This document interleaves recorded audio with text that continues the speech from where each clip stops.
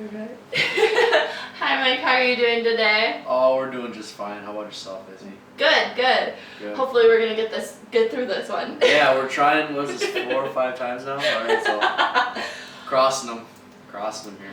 Alright, so what I'm going to focus my interview on today is more about your childhood. I think it's super important to kind of get the background of people and where they come from, how they grew up, things like that. Mm-hmm. Helps you understand more of who you are today. Okay. Ready for this? All right. Well, we'll see. I don't know if you want to know everything, but we'll find out, I guess. Oh yes, we'll find out.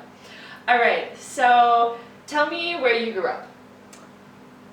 So I grew up in Stillwater, Minnesota. So that's 20 minutes west of here, basically. We're in River Falls right now. So I grew up right on the river, just up the hill or the valley from it. So I grew up doing a lot of fishing, doing a lot of boating, just kind of a river rat, as the term goes. But my first job, I actually worked downtown on paddle boats as a wait staff. So I've spent a good amount of my childhood in the downtown Stillwater area. I'm sure a lot of people have experienced it at least once or twice in their life. A lot of antiquing, a lot of little knick-knack shops, stuff like that. So it's a place that I didn't really appreciate growing up as much, just because I got so familiar with it. It got kind of bored, got kind of routine living there. But in my experience, now that I've moved, living in different cities, I've really grown to really appreciate, where I grew up and find a renewed liking for my hometown, I guess I could say. Mm-hmm. So why do you think you appreciate it more? Like, what is it that you appreciate about it? It's a unique town. I mean, it's a river town. Mm-hmm. There's not too many places I can say that.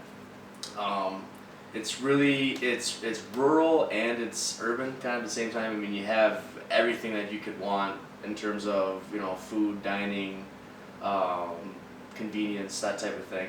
But it's also secluded where there's a lot of pockets of woods and stuff like that where you can really get lost. You can get a lot of both is what I guess I'm getting at, and it just seems that the more and more that I've lived there, the more that it's kind of grown on me.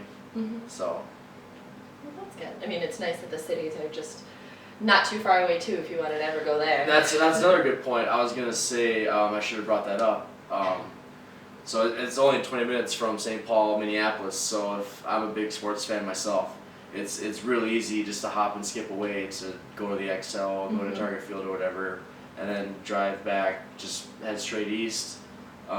It's convenient. Mm-hmm. It's a good location, I guess I could say. Yeah, it really is. Mm-hmm. So did you grow up playing sports?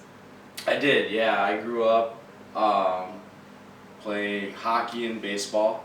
I couldn't play football. I couldn't play anything like really. I guess it's surprising that I was allowed to play hockey. I was born with a bone disease. It's called osteopetrosis. Okay. A lot of people have heard of it. Mm-hmm. It's like I have a calcium excess in my body, so my bones are like really brittle.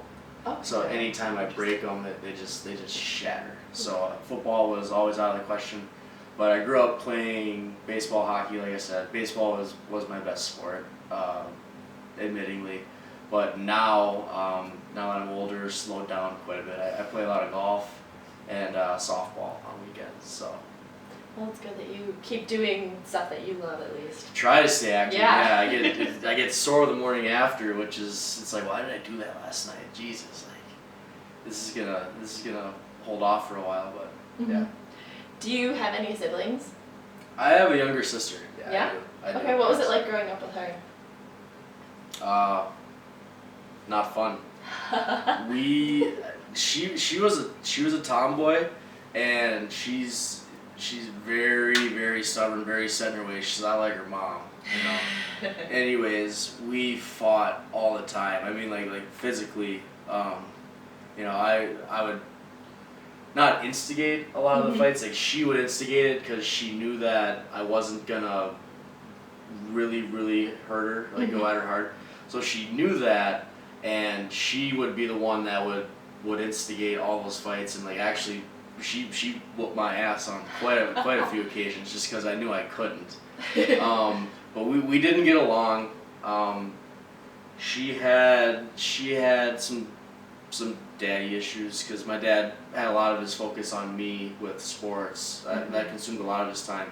So she tried to play like softball herself and stuff like that to kind of grab his attention. It didn't really work out. So she grew up in kind of she had a different family experience than I did, particularly with my dad. My mom always takes her side because she has to, so that type of thing. But now that I'm growing up more, I really kind of appreciated my sister, kind of her personality and just family, you know. Yeah. Not much to say other than that. Yeah. So. Do you have a favorite memory with your sister? Favorite memory with my sister?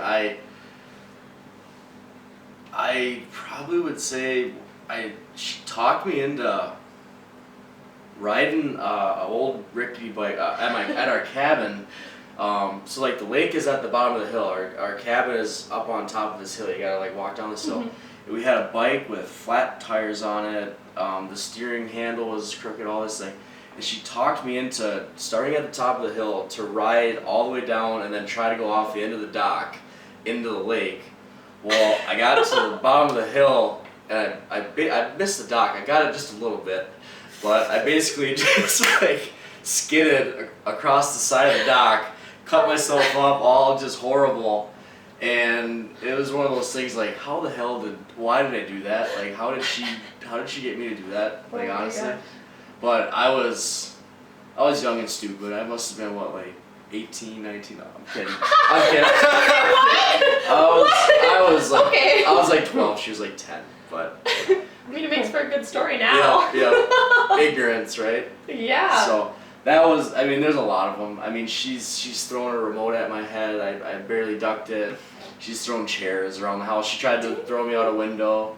Those are stories for a different day, I guess. Like, yeah, we had a lot of fun fighting. So. I mean. Hard growing up. Yeah, because it makes up for not having a brother. Then I guess you can roughhouse with her. Well, yeah, like I said, I pretensed it. She's a tomboy. Just she grew up with sports and she grew up rough. So. I mean, that's okay. But definitely changed now. So. Yeah. So kind of going back a little further further back in your life, what would you say is one of your earliest memories? Like one of the first things that you can remember? My first memory, I think it's gotta be my 5th birthday. And it's only because it was on tape. It was recorded. Beyond that, I remember stuff after seeing it, like shooting hoops in the backyard, like swinging the bat type stuff. But my 5th birthday, I remember in particular because I had a Barney birthday cake. Oh yeah. And I was like, I want the head. I'm gonna eat the head. So I made sure like they cut that off. And when they were singing happy birthday to me, it's on video. I'm just mean mugging my aunt on the other side of the kitchen table for no particular reason. My grandpa dropped me. I was sitting on his lap and I tipped over, cracked my head. And it's on video, it's pretty funny. And he's like, oh, he ain't hurt. And I was crying. I was like, yeah, because freaking clock, he ain't hurt. So that's probably one of my earliest memories because I was born June 5th, so that's my golden birthday. Oh yeah. So that's one of my earlier memories. That, and like I said, just swinging the bat in the basement and shooting hoops backyard when I was real little. Yeah. So. Well, good memories to have. Yeah, getting dropped, that's a great memory. I mean, explains a lot. Good stories. I mean, sure. Okay, so you talked a little bit about this like with your dad, but what was your relationship like with your parents, like both of them? I don't know, it was kind of a deep question. It was pretty polarized, really, because my dad, as I mentioned in the previous interview, like my dad was a big sports guy. He played football, basketball, baseball, played at River Falls, and I grew up with that background ever since I was a little kid. You know, I was playing hockey, playing baseball, that type of stuff. So I had a lot of attention from my dad just through that because I was the son. I was the pride and joy. and that, like I said, it affected the relationship between my sister and myself, my sister and my dad, and then my mom and myself, because my mom had to kind of take support and take the side of my sister in a lot of things, like what she lacked, like with my dad, like my mom had to like try and make up for it.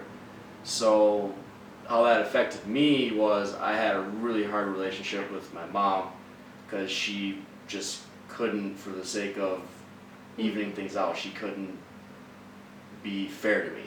Okay. You know what I mean? She was always particularly hard, that type of thing. My dad, he's just a real non-emotional, real straightforward, kind of a prick if you like never met him type of guy. Kind of hard growing up. And then my mom was like the opposite, like really outgoing, really social, loves to party, loves to have fun, like a real people person. Total opposite of my dad. So it was, like I said, it was really polarizing in a lot of ways, personality and in treatment. Okay. So. Alright.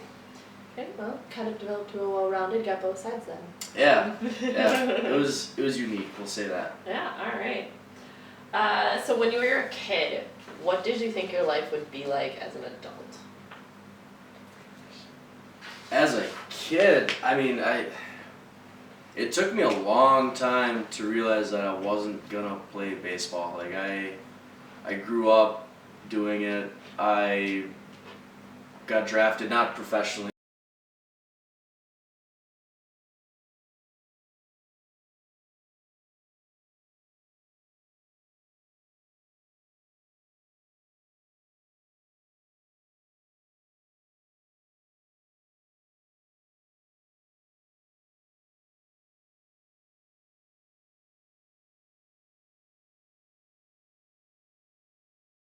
Yeah, it's never gonna happen for you.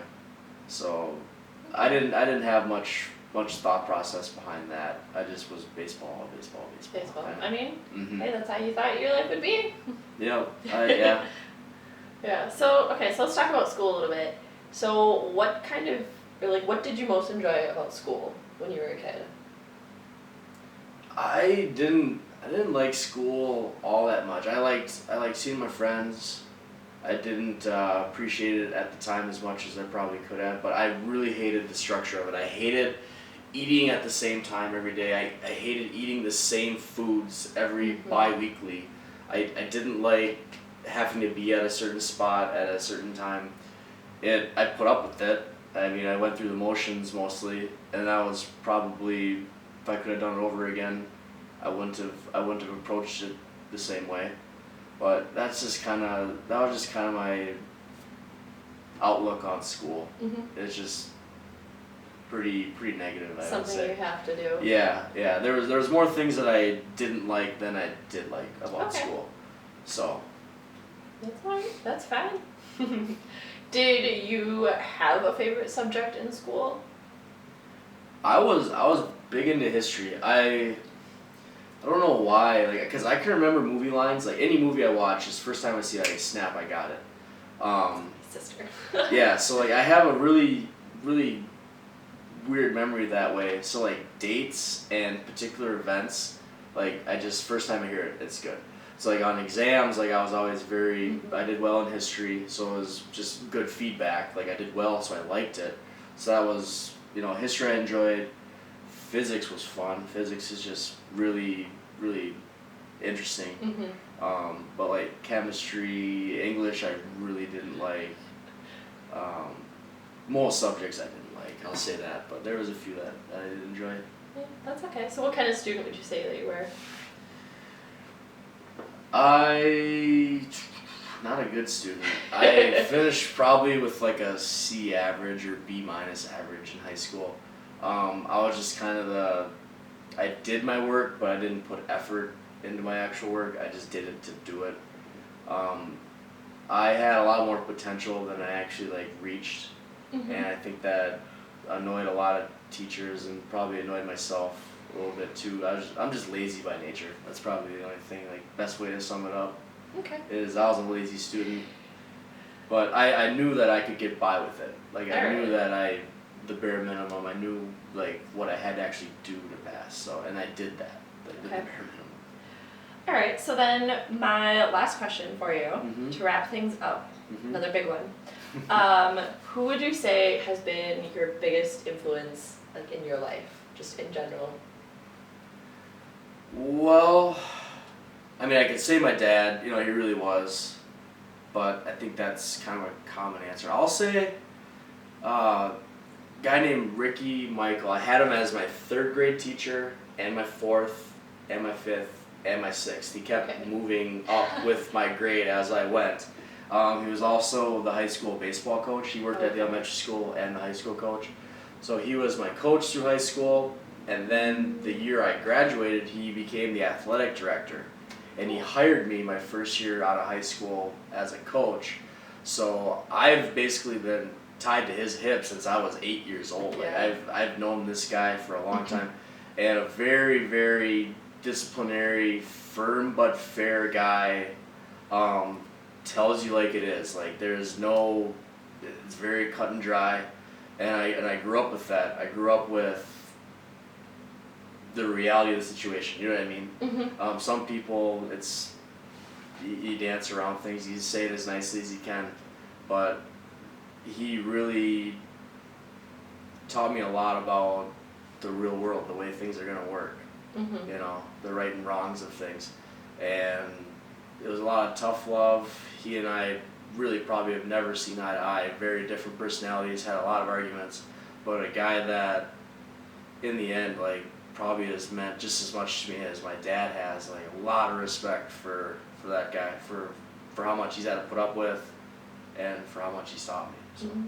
That's good. That's good. Mm-hmm. All right. Well, I want to thank you for sitting down with me and answering all of my questions. No problem. I got a little emotional there. That was fun. So that was some deep stuff.